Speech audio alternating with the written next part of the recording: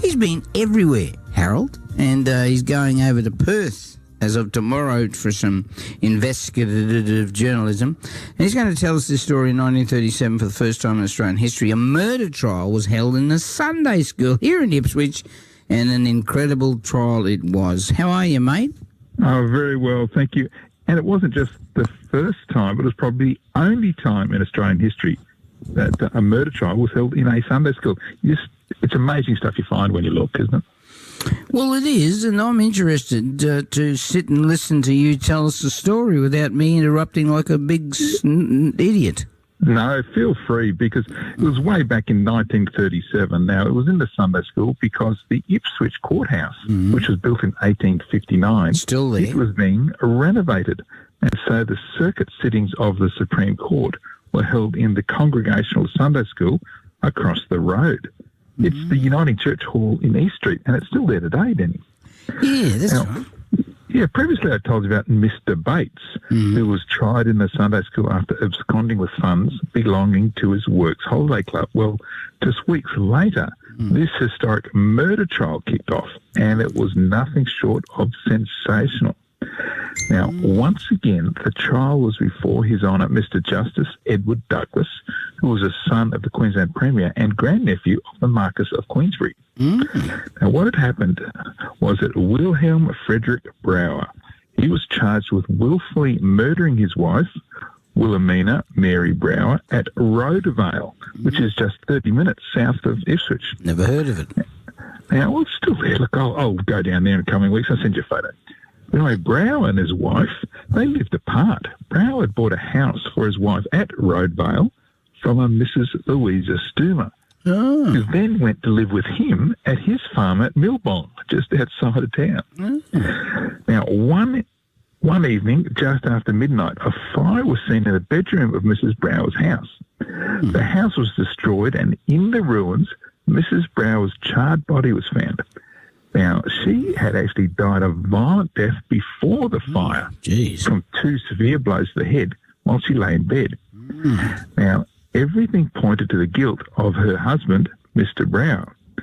Now, Brower was behind in his maintenance payments to his wife. That's one thing. Another, he had bought the house for £250 and had it over-insured for double that.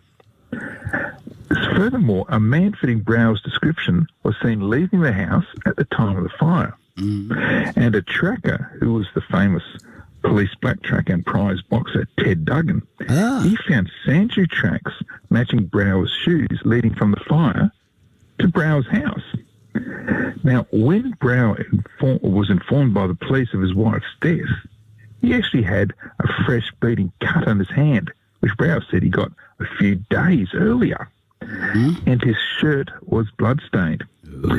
And when taken to the scene of the fire, Brower walked straight to where his wife's remains were without any guidance. Look, everything pointed to him. Now, among those giving evidence for the prosecution was Brower's daughter, Miss Hilda Brower. There was also a Mrs. Teresa Smith, who testified that she heard footsteps and 2 dull thuds just prior to the fire. Now, Brower was actually tried twice in the Sunday school.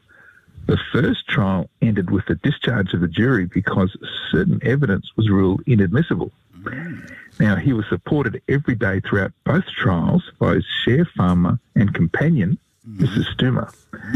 Now, the defence asserted that a man might be an adulterer, a wife deserter, or a wife beater, but that did not make him a murderer.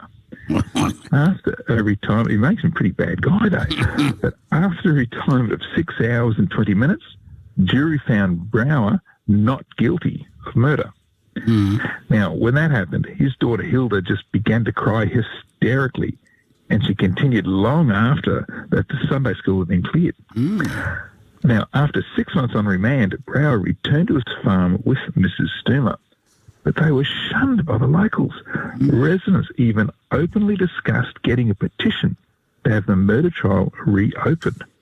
Now, 3 months later, Brower's daughter Hilda, she got married at St. John's Lutheran Church in Ipswich. She was not given away by her father, but rather her uncle on her mother's side. And Mrs. Smith, who gave evidence against Brower, well, she was later charged with setting fire to the station master's house at Roadvale. Mm-hmm. Now, Brower was a chief witness. Now, Mrs. Smith was found not guilty, and the finger was pointed firmly at Brower as being the real arsonist. So he looks like he had form. And what's more, Mrs. Smith later won a defamation case after it was said 3 times in front of her husband that she was, quote, nothing but a big fat expletive. Yeah, that's defamatory. You can't do that. So in Roadvale, it was an exciting place both before and after the murder. Mm-hmm. But, Danny, it was Ipswich that in 1937 grabbed the unique honour of hosting the first and probably only murder trial in a Sunday school in Australian history. Ipswich does a lot of firsts, doesn't it? It is incredible. And this is an incredible murder trial in a Sunday school, and the first one in Australia. And I think it's probably the only murder trial in a Sunday school that's ever happened in Australia.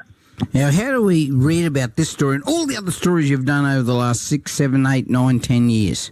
Yeah, look, there's 265 stories on Ipswich, short stories that you can see here, including all the detail today and photos of all the people involved. Yeah. You can go to my website, historyouthere.com. You can find History Out There on all the socials, on Facebook, Instagram and YouTube, but website, historyouthere.com. Great storyteller, great story. And someone even said, Stu said, he is very good. Stu Master said, he is so good at Harold the H. Hark, peacock-a-doodle-doo. You have a lovely weekend. Historyouthere.com, and you hear him exclusively, well, not really, on Saturday mornings at about 8:10 here on West Bremer Radio. The time now is 8:21.